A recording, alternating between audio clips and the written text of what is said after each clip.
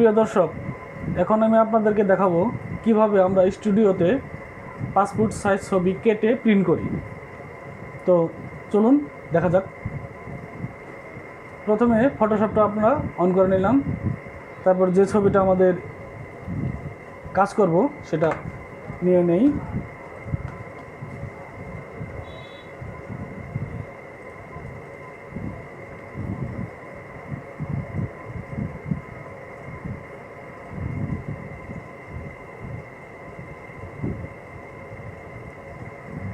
এই ছবিটা আমরা এখন পাসপোর্ট সাইজ করে কেটে প্রিন্ট করব। তো প্রথমে আমরা এটার সাইজ সম্পর্কে জানি। যেমন এখানে দেখুন, আমি এটা ব্যবহার করতেছি ফটোশপ সিসি 2020 ভার্সন। তো এখানে দেখেন লেখা আছে W/H, মানে ওয়েস্ট অ্যান্ড হাইট। তো এখানে আমরা নিয়েছি 1.5 ইঞ্চি, তারপর 1.9 ইঞ্চি এবং রেজুলেশন 300। তখন ছবিটাকে আমরা ক্রপ করব।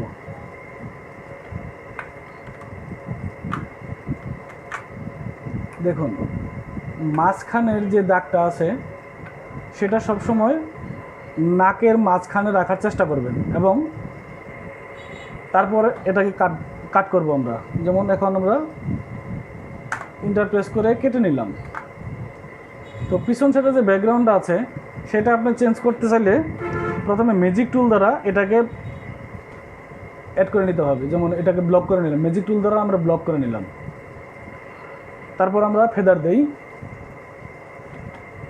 যেমন ছবির রেজুলেশন অনুযায়ী এটার ফেদার ইউজ করা হয়। তো এই ছবির রেজুলেশনটা একটু কম, সেজন্য আমি এটাকে 1 দিলাম, ফেদার 1 রাখলাম।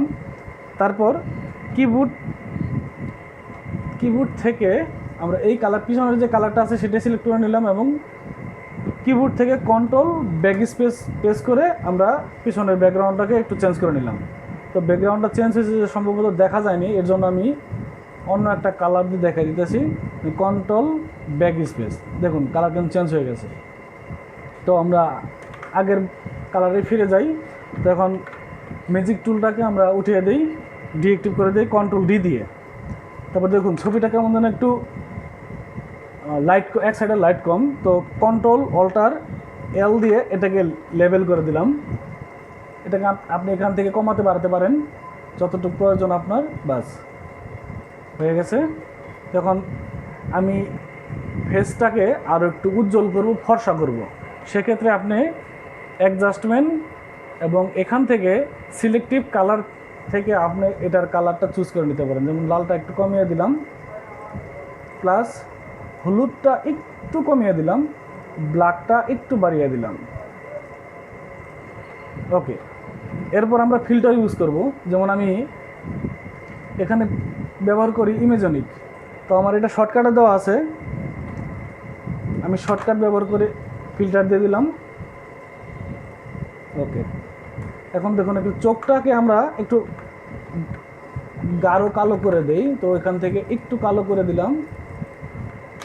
বাস, প্রিন্ট করার জন্য আমাদের ছবিটা রেডি। তো আমরা এখন নতুন করে একটা পেজ ওপেন করি। যেমন A4 নিলাম,